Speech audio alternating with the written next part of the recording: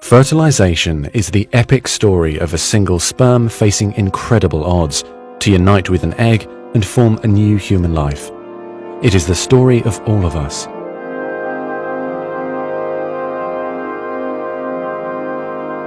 During sexual intercourse, about 300 million sperm enter the vagina.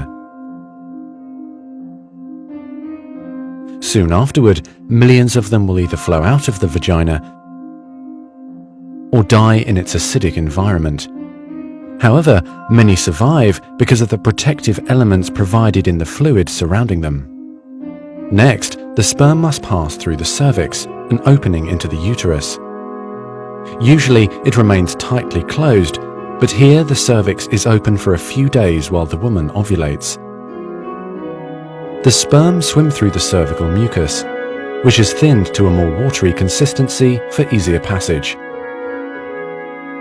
Once inside the cervix, the sperm continues swimming toward the uterus, though millions will die trying to make it through the mucus.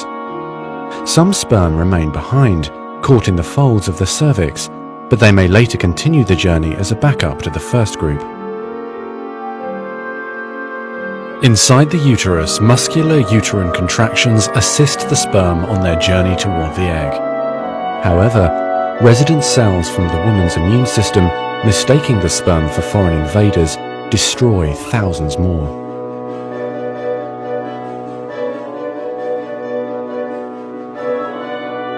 Next, half the sperm head for the empty fallopian tube, while the other half swim toward the tube containing the unfertilized egg.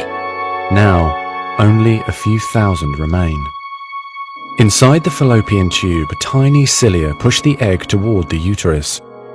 To continue, the sperm must surge against this motion to reach the egg. Some sperm get trapped in the cilia and die.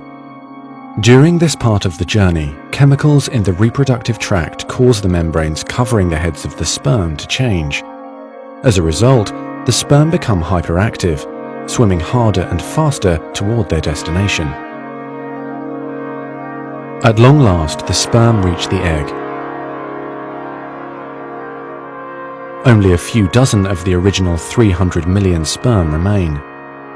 The egg is covered with a layer of cells called the corona radiata.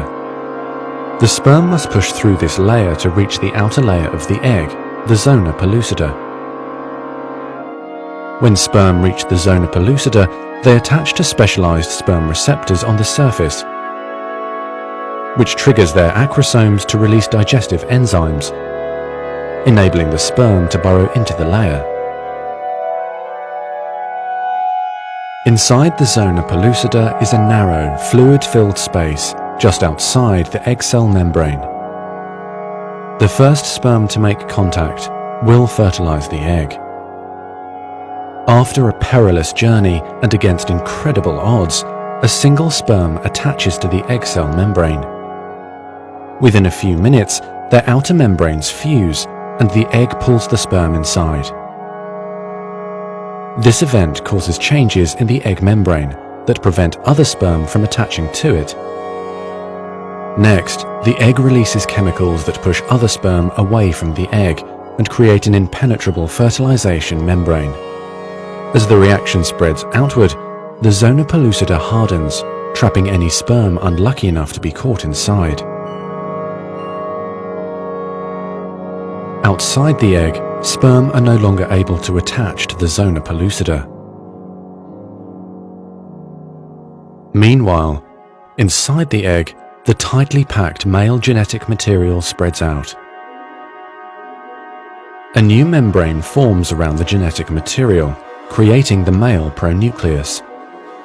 Inside, the genetic material reforms into 23 chromosomes. The female genetic material, awakened by the fusion of the sperm with the egg, finishes dividing, resulting in the female pronucleus, which also contains 23 chromosomes. As the male and female pronuclei form, spiderweb-like threads, called microtubules, pull them toward each other. The two sets of chromosomes join together, completing the process of fertilization. At this moment, a unique genetic code arises, instantly determining gender, hair color, eye color, and hundreds of other characteristics.